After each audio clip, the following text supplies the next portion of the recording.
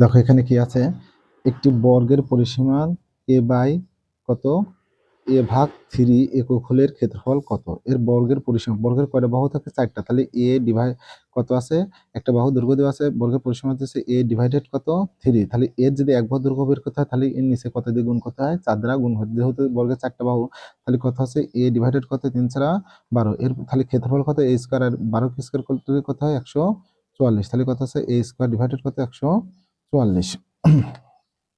হ্যাঁ দেখো, কোনো কোনো বর্গের ক্ষেত্রফল তার কর্ণের উপর অঙ্কিত বর্গক্ষেত্রের ক্ষেত্রফলের অর্ধেক, এটা আমাদের সূত্রই আছে। সো যদি আমরা এটা একটু অঙ্কন করে দেখি, যদি এটা একটা বর্গ, এটা একটা বর্গ, এখানে আমরা কি করতে পারি, এটা আমরা ধরলাম যে এই বর্গের ক্ষেত্রফল 5 5 5 5, তাহলে এর ক্ষেত্রফল আছে কত, এর ক্ষেত্রফল হচ্ছে তোমার হচ্ছে 5 5 25। এখন এই কর্ণটা দেখব, ঠিক আছে, এই কর্ণর যেটুকু দৈর্ঘ্য হবে এর ক্ষেত্রফল, এর ক্ষেত্রফল কত হবে দেখো, এর ক্ষেত্রফল আমাদের কত হবে 7 পয়েন্ট সামথিং, এর বা এটা মাইপে দেখবো যে 7 পয়েন্ট সামথিং বলে, এর যদি আমরা এর উপর বর্গক্ষেত্র আঁকলে পরে কি হচ্ছে, এমন হচ্ছে না, এমন হচ্ছে, তখন এই যে এইটার ক্ষেত্রফলটা কত হবে 50 হবে। অর্থাৎ কি, কোন বর্গের উপর অঙ্কিত বর্গক্ষেত্রের ক্ষেত্রফল, কোন বর্গের ক্ষেত্রফল ও পণ্যের উপর অঙ্কিত বর্গক্ষেত্রের ক্ষেত্রফলের কথা হচ্ছে অর্ধেক, তার মানে এটার ক্ষেত্রফল হবে এটার ক্ষেত্রফল কি অর্ধেক।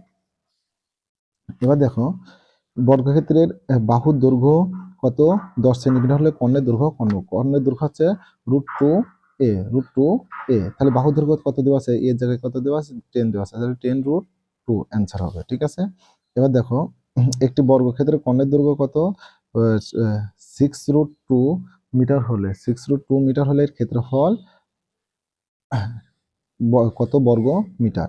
6√2, এটা হচ্ছে কি দেওয়া আছে, কর্ণের দৈর্ঘ্য, কর্ণের আছে কি আমাদের কাছে √2a, তাহলে এটা হচ্ছে এর মান, এটা হচ্ছে √2, তাহলে এই যে বর্গক্ষেত্রে এক বাহু দৈর্ঘ্য দেওয়া আছে কত 6, তাহলে এর ক্ষেত্রফল কত, এক বাহু স্কয়ার, অর্থাৎ কি 636।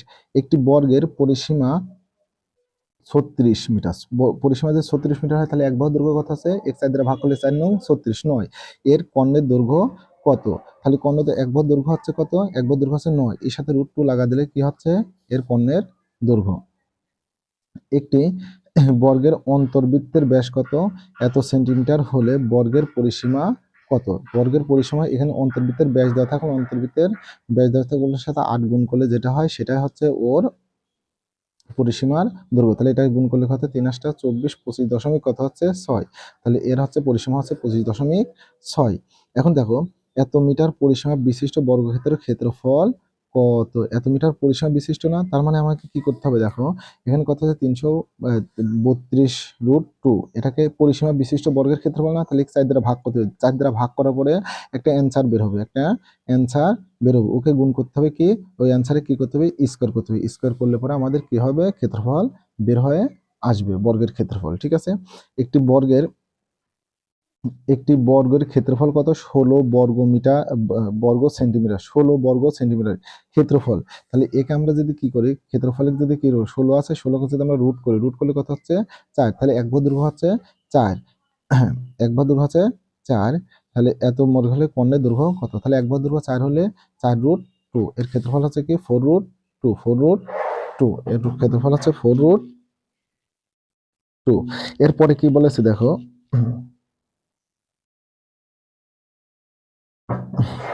এরপরে বলেছে কি দেখো, একটি বর্গের পরিসীমা কত, পরিসীমা হচ্ছে a/2, তাহলে এর এক বাহু দৈর্ঘ্য কত, পরিসীমাকে কত দ্বারা ভাগ করতে হয় 4 দ্বারা, তাহলে a/2 একে 4 দ্বারা ভাগ করলে নিচে গুণ হচ্ছে, তাহলে কত হচ্ছে a/ কত 8, এর পরিসীমা কত, এত হলে এর ক্ষেত্রফল কত, এর ক্ষেত্রফল মানে এর পরে স্কয়ার, তাহলে এর উপর স্কয়ার করলে স্কয়ার, আর 8 কে স্কয়ার করলে হচ্ছে 8 এটা 64, স্কয়ার ডিভাইডেড কত 64, ঠিক আছে।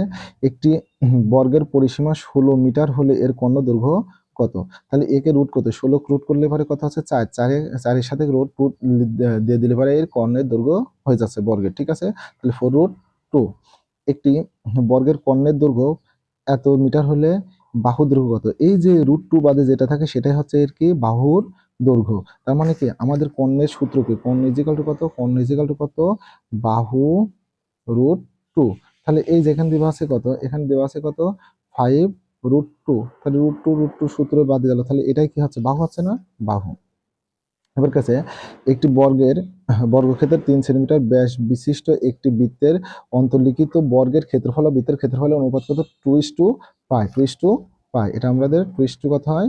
পাই হবে। ঠিক আছে, এবার দেখো 4 সেন্টিমিটার ব্যাসার্ধ বিশিষ্ট একটি বৃত্ত একটি বর্গক্ষেত্রে অন্তর্লিখিত হলে, ঠিক আছে, একটি বর্গক্ষেত্রে অন্তর্লিখিত হলে কি হবে? বর্গক্ষেত্রের বাহু দৈর্ঘ্য কত হবে?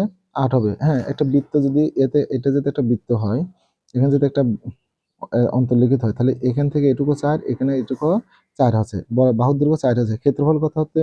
ক্ষেত্রফল কি হবে? পাই আর স্কয়ার না? তাহলে এখান থেকে এটুকু দৈর্ঘ্য হচ্ছে কি? পাই আর স্কয়ার, এটাও ঠিক আছে। যেমন 16 পাই, ঠিক আছে। এবং ক্ষেত্রফলের অনুপাত হবে পাই ডিভাইডেড কত? পাই/4, এই তিনটাই ঠিক আছে। দেখো দেওয়া আছে কি একটি সামান্তরিকের ভূমি 9 সেন্টিমিটার, উচ্চতা কত? 4 সেন্টিমিটার, এর ক্ষেত্রফল কত? সামান্তরিকের ক্ষেত্রফল কি? ভূমি গুণন উচ্চতা, 9 গুণন 4, তাহলে কত? 4×9 36, এর ক্ষেত্রফল 36। এটি সামান্তরিকের ভূমি 12 সেন্টিমিটার, উচ্চতা এত, 12 × 12, তাহলে কত? 144, এর ক্ষেত্রফল 144। একটি সামান্তরিকের একটি কর্ণের দৈর্ঘ্য কত? 16 সেন্টিমিটার এবং ক্ষেত্রফল কত? 80 বর্গ সেন্টিমিটার হলে ওই কর্ণের বিপরীত কৌণিক বিন্দু হতে ওই কর্ণের উপর অঙ্কিত অভিলম্বের দৈর্ঘ্য কত? এটা করলে হলে কি, এই যে আমাদের 80 দেওয়া আছে না, 80কে আমরা কত দিয়ে ভাগ করব? এই 16 দ্বারা ভাগ করবো, 5×16=80, তাহলে কৌণিক বিন্দুর দৈর্ঘ্য কত? 5×16, অর্থাৎ ক্ষেত্রফলকে কর্ণের দৈর্ঘ্য দ্বারা ভাগ করলে আমাদের কি হয়? অ্যান্সার পাওয়া যায়। এখানে যদি 100 ডিগ্রি কোণ থাকে, তাহলে এই কোণটা কত হবে? 100 ডিগ্রি। অবভিয়াসলি 100 হবে না? না, 100 হবে না। এখানে 100 ডিগ্রি থাকলে এখানে কত হবে? 80 হবে না? কোণ কি কয়েছে? এই যে এই কোণটা কিন্তু 100 ডিগ্রি, কিন্তু এটুকু কত? 80, কারণ এটা যোগ করে কত হবে? 180। এবার দেখো একটি সামুদ্রিকের পরিসীমা এত সেন্টিমিটার এবং সন্নিহিত বাহুদ্বয়ের অনুপাত এত হলে বৃহত্তম ক্ষুদ্রতম বাহুর কি কয়েছে? অন্তর কত? অন্তর কত? আমরা দেখো বৃহত্তম ক্ষুদ্রতম বাহুর অন্তর কত? তাহলে পরিসীমা তো কয়েছে এবং কি হয়েছে? সন্নিহিত বাহুদ্বয়ের অনুপাত, আমাদের এটা বলেছে। তাহলে বৃহত্তম বাহু আমাদের হবে 2 সেন্টিমিটার, বৃহত্তম ক্ষুদ্রতম বাহু অনুপাত হবে কত? 2 সেন্টিমিটার। 4×7 28 আর 3×2 6। এখানে দেখো এটা দিয়ে 28 ভাগ করলে আছে 4×7 28, আর এদিকে কথা হচ্ছে, তাহলে আমাদের কথা হচ্ছে 2 হচ্ছে। দেখো এটা আমাদের আছে, এটুকু আমাদের ক্যালকুলেশন করলে হয়, এইটা আর এটা মিলে কত হচ্ছে? 100 অর্থাৎ 3x plus 8 degree plus 2x plus 7 degree হচ্ছে 180 ডিগ্রি। এখানে ক্যালকুলেশন করলে x ইজিক্যাল টু বের হবে কত? 33 ডিগ্রি। এবার দেখো আমাদের কাছে ত্রিভুজ এ বি সি এর পরিসীমা কত? এটুকু 3, এটুকু কত? 4, তাহলে এটুকু 3, এটুকু 4, 3 4 4 4 8, 8 3 3 6 14, তাহলে পরিসীমা হচ্ছে 14, পরিসীমা হচ্ছে 14।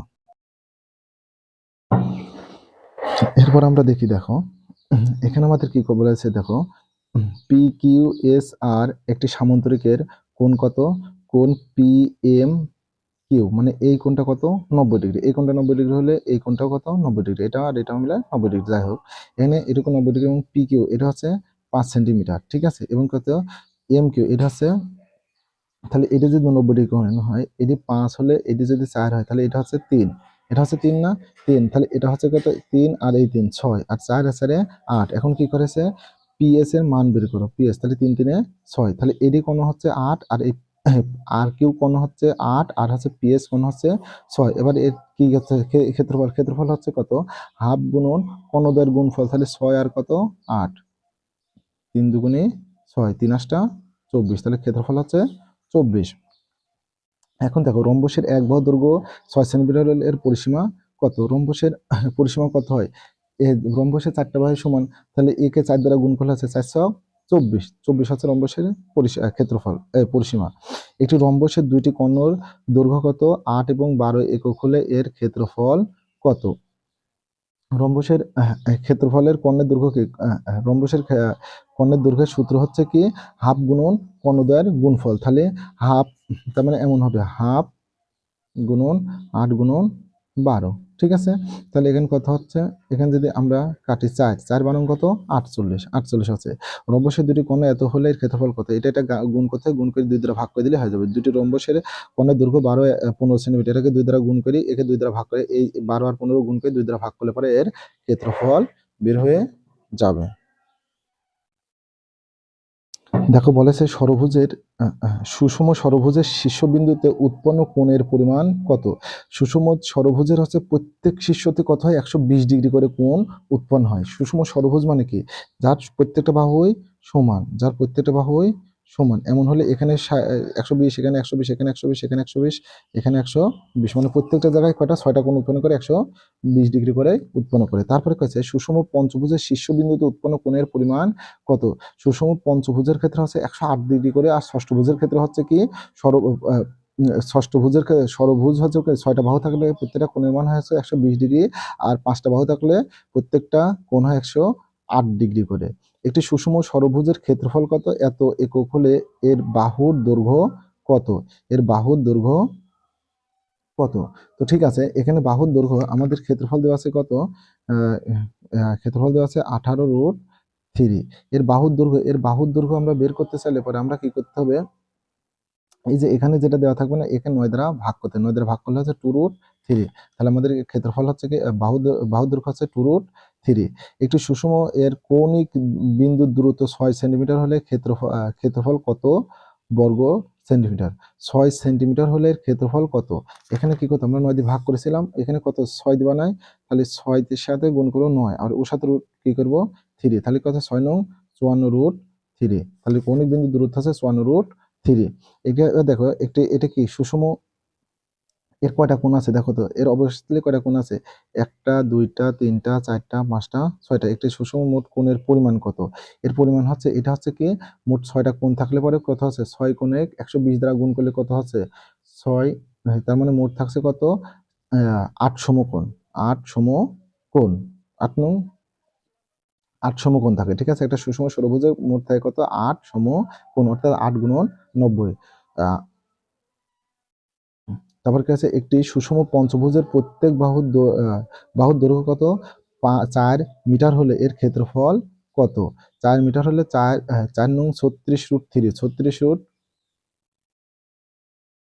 এটাকে কই দিলেই হয়ে গেল, ঠিক আছে। এখানে পঞ্চভুজ না, পঞ্চভুজ হচ্ছে না, ষষ্ঠভুজ হলে এবারে 4×36, এটা দেখো, এটা আমার দেওয়া আছে, ঠিক আছে। এখানে এর কোণের পরিমাণ কত, এর কোণের পরিমাণ কত, আমরা পঞ্চভুজ না, পঞ্চভুজের প্রত্যেকটা কোণের পরিমাণ কত হচ্ছে, প্রত্যেকটা এখানে কত 108 ডিগ্রি, এখানে 108 ডিগ্রি, এখানে 108 ডিগ্রি, এখানে 108 ডিগ্রি, এখানে 108 ডিগ্রি। পঞ্চভুজের ক্ষেত্রফল কত, পঞ্চভুজের ক্ষেত্রফল মানে কি কি দেওয়া আছে দেখো তো।